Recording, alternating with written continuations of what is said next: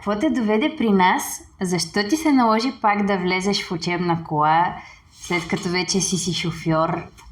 Шофирах няколко пъти без колан и полицията ме спря. И ми съставиха 3 пъти, мисля, че акт, за което ми отнеха точки и се наложи отново да си изкарам книжката.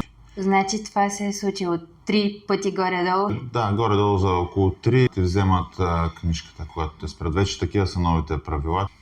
Всъщност кога ти я взеха? На 9 декември. Ясно. Как се почувства, като ти я взеха? Стана много тъпо. Трябва да шофирам, да ходя на работа. Така се оцели момента, че жена ми беше бременна и доста така дискомфорт предизвиква това нещо.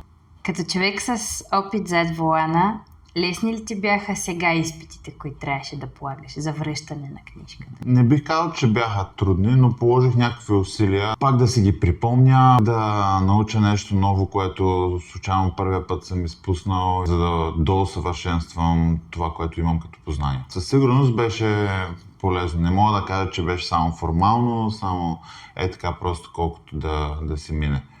И от сега нататък, когато седнеш да караш, ще си слагаш ли кола? Сега вече, още преди да съм запалил колата...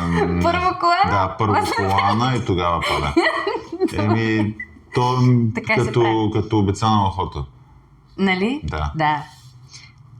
Кога пак ще имаш книжка и ще си караш? Курсовете бързо вървят, но се оказа най-трудно изкарването на БЧК.